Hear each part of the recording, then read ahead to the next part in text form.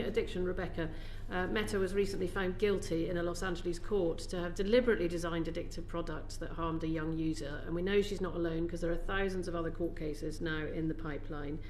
There is research that shows that reward schedules are especially potent for young people because they don't have the cognitive ability to resist the dopamine hits. Now, all three of your apps contain features like infinite scrolling, autoplay, and algorithms that reinforce addiction. And Roblox, you are adding a new function with a reward scheme into it. So could you just tell us very briefly and very succinctly what exactly are each of you doing right now to reduce the addictive nature of your platforms? I'll start with you, Alistair. So I don't think that we accept the premise that there is an inherent addictiveness, but the measures that we're taking are the measures that I've set out already. Something like the screen time cap that exists as a default hour for anybody under the age of 16 acts as a way to try and ground people in a particular experience. Yes, it can be varied. Yes, there are kind of other experiences, but that is something like sleep hours is something that we introduced last year.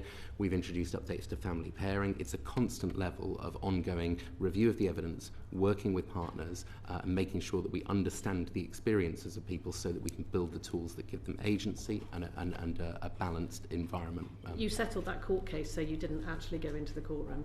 You settled out of court. I mean, it was a US litigation process. My understanding is that it's going to appeal as well. I think that there is kind of more to come in that area, but it wasn't a conclusion on TikTok as a result of that. And we will continue delivering on our responsibility, which is to make sure that users have a safe and balanced and healthy experience on our app.